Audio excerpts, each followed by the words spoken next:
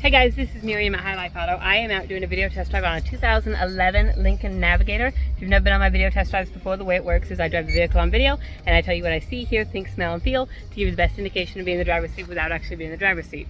I'm not a mechanic and this is not meant to be a 182-point inspection. Rather, this is meant to be a sneak peek into how the vehicle drives and any potential issues I notice as we're going along. So we'll take a look around the vehicle, we'll take a look under the hood, and then we'll go for a drive.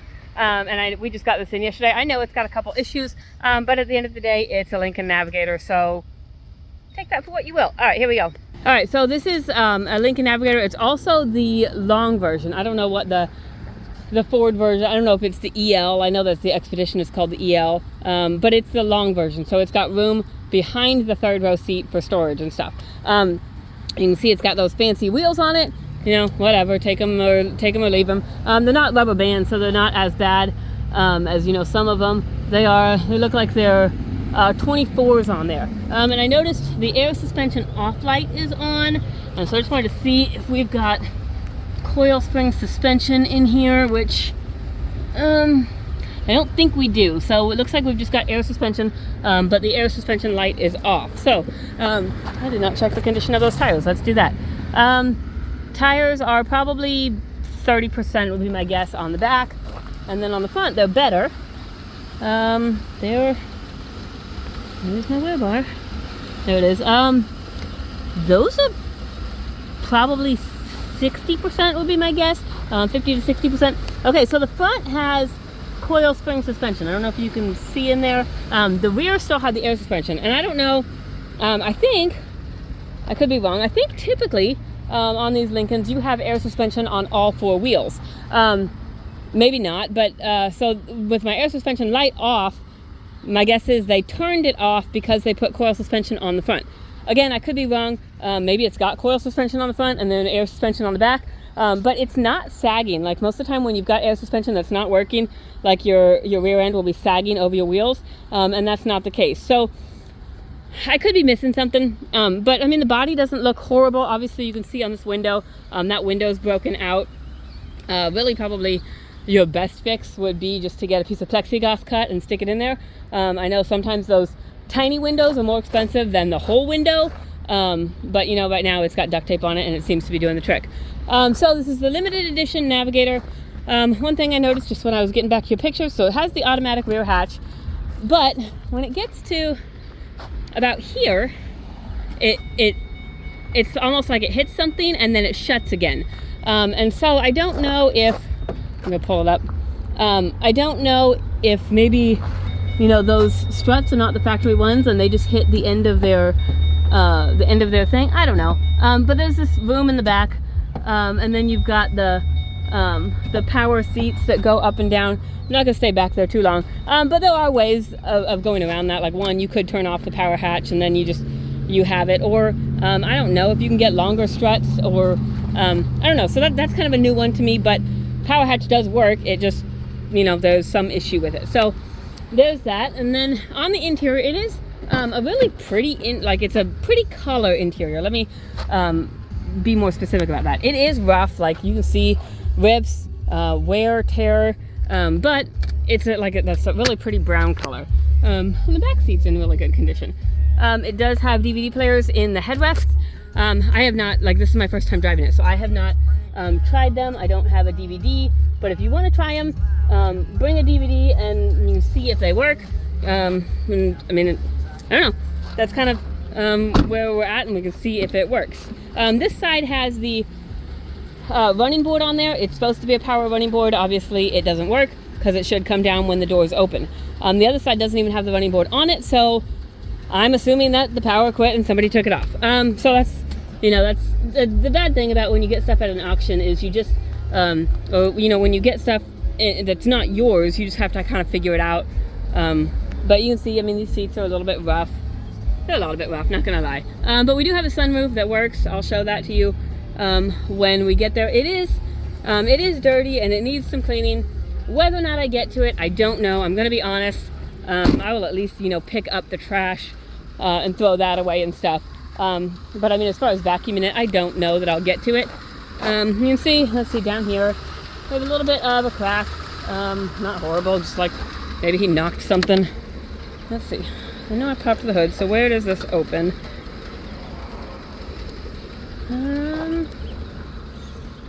There we go. Okay. I gotta find the latch. Alright, we'll put my phone down for just a minute. And lift. Okay. Sometimes I just can't do it with one hand. Okay. So this is the Chevy 5.4. Not the Chevy 5.4. It's a Ford 5.4. You see the engine vibrating a little bit. It's probably misfiring. And so, I mean, but it started up and it's running.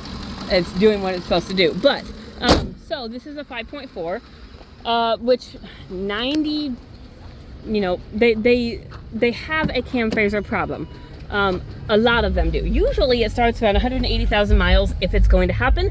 And if you beat, you know, like 200,000 miles, it's not going to happen. But, you know, you can't really put a certain thing on any cars, because once you say a certainty, it will most certainly not be a certainty anymore. So, check front park aid.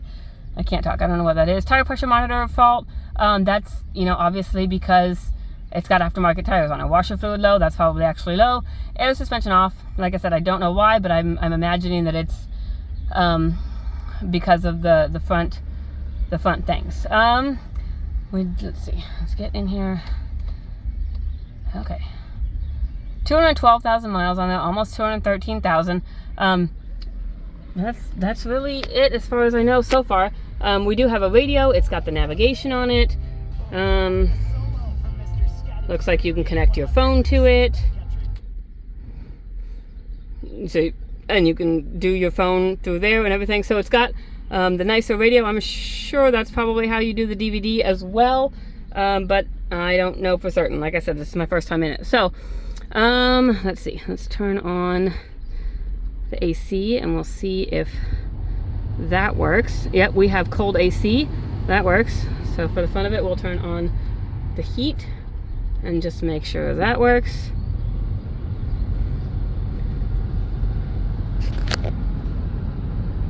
It sounds like it's coming out the top. Let's see. Put it on that one. And then we'll turn on our cooled. Okay, so the cooled seats, it comes on and goes. Well, I wonder if that's because my heat's on. I'll check in just a minute. Okay, heat works. Okay, I'm gonna put this down. I'll turn my heated seats on. Nope, okay, that goes off too. So I'm gonna assume that the seats climate doesn't work. Yeah, it just comes on and goes off. Let's see, passenger side is the same thing. So I'm gonna assume that the seat climate doesn't work. We do have 4-wheel drive. We're gonna put it in 4, and it's in 4x4.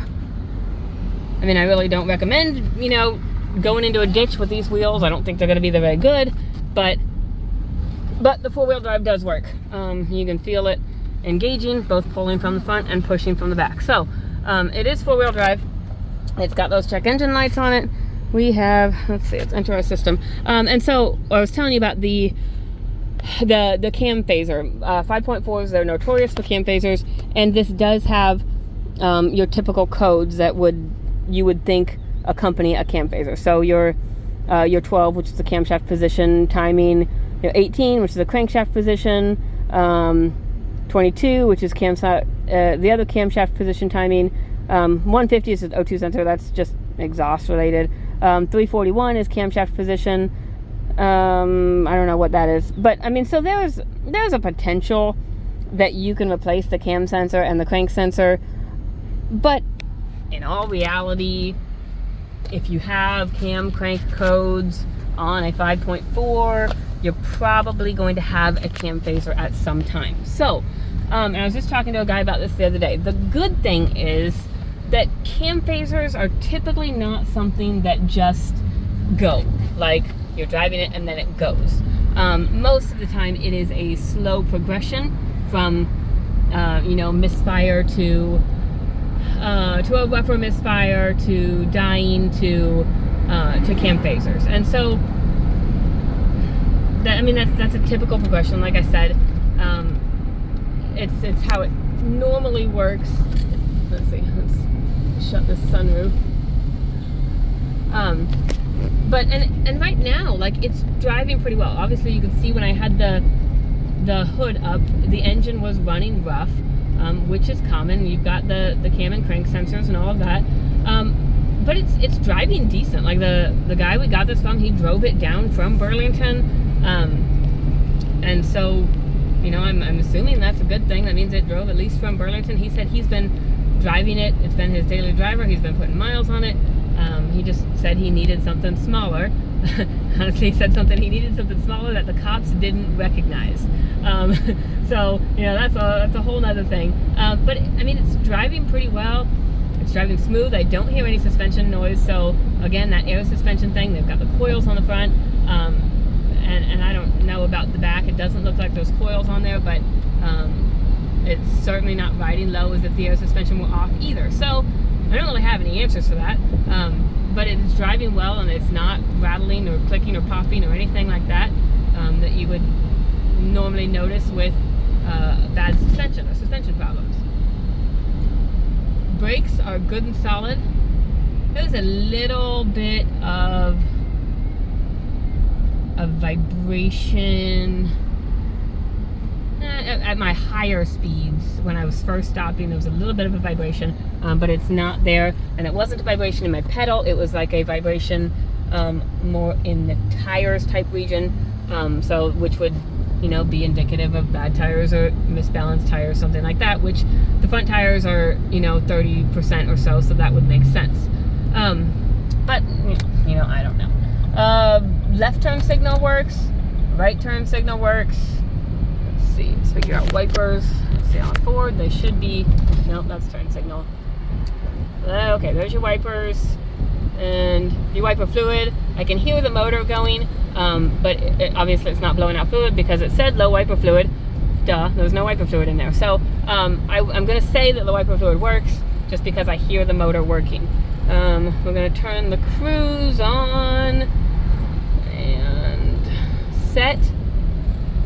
Cruising right about 40 miles per hour. And you can see on the video the LEDs are kind of doing that flashing thing. That does not actually happen in real life. That's just some weird thing between the camera and the LEDs that makes that happen, but it's not actually doing it. So there's that. We're gonna do my horn. Horn works. So, big gist of this. This is a really great car. Like, it's gonna haul your family. It's got lots of room. It's got dumb tires on it, but when, you know, some people like the tires. It does need some stuff. It's not beautiful on the inside. It's got a couple cosmetic things that it needs. But the biggest thing is, if you have the exact amount of money that we're asking for this vehicle, this is not the vehicle for you. My mother-in-law has bought multiple Ford 5.4s, and we have always told her from the beginning, you buy the vehicle and you assume and you prepare to replace the cam phasers.